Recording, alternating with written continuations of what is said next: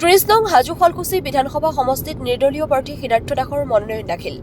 আসন্ন বিধানসভা নিৰ্বাচনক কেন্দ্ৰ কৰি হাজো শুৱালকুছি বিধানসভা সমষ্টিত ৰাজনৈতিক দলৰ প্ৰাৰ্থিত্ব লাভৰ পিছতেই নিৰ্বাচনী তৎপৰতা চলোৱা পৰিলক্ষিত হৈছে।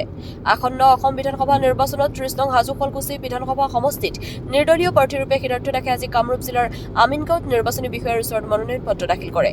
মনোনয়ন পত্ৰ দাখিলৰ পিছতে সিদ্ধাৰ্থ দাসে প্ৰতিক্ৰিয়া প্ৰকাশ কৰি কয়, হাজো শুৱালকুছি বিধানসভা সমষ্টিৰ বিভিন্ন সমস্যা আছে। হাজোৰ পিতল শিল্প, শুৱালকুছিৰ পাট-মুগা শিল্প, পৰ্যটন, কৃষি, গৰাখহনি আদি সমস্যা সমাধান কৰাৰ আশ্বাস প্ৰদান কৰে। হাজোৰ পৰা কমলাকান্ত দাসৰ ৰিপৰ্ট AIN লাইভ। হয়, মই ৩০ নং হাজো শুৱালকুছি যি আমাৰ অনুসূচিত জাতিৰ কাৰণে সংৰক্ষিত সমষ্টি, তাৰ পৰা মই আজি ইয়াতে আহি মনোনয়ন পত্ৰ দাখিল কৰিছোঁ। আমি আমাৰ সমষ্টি আমাৰ লক্ষ্যৰে মই আগবাঢ়ি যাম। যি আমাৰ সমস্যাসমূহ উত্থাপন কৰিম, সমস্যাসমূহৰ সমাধান কৰিবৰ কাৰণে চেষ্টা কৰিম। মই সকলো ৰাইজৰ আশীৰ্বাদ বিচাৰিছোঁ, আপোনালোকৰ জৰিয়তে মৰম বিচাৰিছোঁ। আশা কৰিছোঁ মই এই বিধানসভা সমষ্টিত জয়ী হৈ আমাৰ যি হাজো শুৱালকুছিৰ যি সমস্যা, পাট কাপোৰৰ সমস্যা, স্থানীয় যি কুটিৰ শিল্পৰ সমস্যা, কাঁহ পিতলকে আদি কৰি আমাৰ যি অনুসূচিত জাতিৰ যি আপোনাৰ চৰকাৰী মানে অনুদানৰ পৰা বঞ্চিত যিসমূহ সমস্যা, তাৰ লগতে ভুৱা SC, এইবিলাক বিভিন্ন ধৰণৰ সমস্যা লৈ পেলাই মই সগৌৰৱে আগবাঢ়ি যাম। আশা কৰোঁ মই নিশ্চিতভাৱে বিজয়ী হ'ম। দুগৰাকীকৈ শক্তিশালী প্ৰাৰ্থী আছে। কোনো শক্তিশালী পাৰ্টি মই দেখা নাই, কাৰণ আমাৰ যিহেতু সমষ্টি আমাৰ লক্ষ্যৰে আছোঁ। আমাৰ ইয়াত স্থানীয় যুৱক সেনেকৈ মই দেখি পোৱা নাই। পিছত চাই লওক কোন আহে, কি কৰে, এইটো মই দেখা পোৱা যাব। কিন্তু বাকী কোনো শক্তিশালী হিচাপে কাকো কিন্তু মই প্ৰতিদ্বন্দ্বী হিচাপে মই দেখা নাই।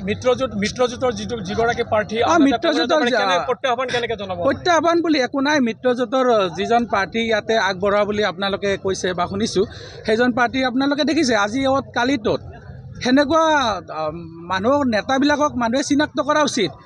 দুদিন আগত গল ভিলাই আপোনাৰ বেলেগ কথা এটা ক'ব, আজি কিবা এটা ক'ব। সেই নীতি আদৰ্শৰে আমাৰ সমষ্টিৰ যি যুৱক, যি স্থানীয় লোক আছে, এইখিনি মানুহে এইবিলাক মানে আশ্ৰয় নিদিয়ে। সেইখিনি মানে ঠিক আছে। মিত্ৰজোঁট হ'লেও এই বস্তুটো আশ্ৰয় নিদিয়ে, কাৰণ কোনো আপোনাৰ নিজৰ ভেটি সহায় আনক আপোনাৰ দলিচা পাৰি দিবৰ কাৰণে ইচ্ছা নকৰে। মনোনয়ন দাখিল কৰিলে, হয়, আপুনি ভোটাৰ ৰাইজক কি বুলি আহ্বান জনাব? ভোটাৰ ৰাইজক এইটোৱে আহ্বান জনাম, যিহেতু মই স্থানীয় লোক, স্থানীয় সমষ্টিৰ আপোনালোক সকলোৰে আপোনাৰ আশীৰ্বাদ বিচাৰিছোঁ, মৰম বিচাৰিছোঁ। মই স্থানীয় যি সমস্যা, আমাৰ পাট কাপোৰকে আদি কৰি হাজোৰ কাঁহ পিতল, হয়গ্ৰীৱ মাধৱৰ যি আপোনাৰ পৰ্যটনস্থলী উন্নতি কৰাৰ লগতে যি মঠ মন্দিৰ মছজিদ, সকলোবোৰৰ যি আপোনাৰ মানে পৰ্যটনৰ অধিক আটক ধুনীয়া কৰিবৰ কাৰণে মই এইখিনি সমস্যা সমাধান কৰিম। বা আপোনাৰ যিখিনি আমাৰ অনুসূচিত জাতিৰ ওপৰত যি আপোনাৰ সমস্যা হৈ আছে, যিখিনি মানে আপোনাৰ কোনো ধৰণৰ চৰকাৰী অনুদান নাপায়, এই মাত মাতিবৰ কাৰণে কোনো নাই।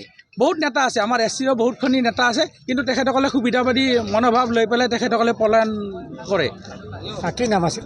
মোৰ নাম সিদ্ধাৰ্থ দাস, হাজো শুৱালকুছি ৩০ নং হাজো শুৱালকুছি অনুসূচিত জাতিৰ পৰা হেৰি কৰিছোঁ। যিকোনো খবৰৰ বিজ্ঞাপনৰ বাবে যোগাযোগ কৰক 7896121996।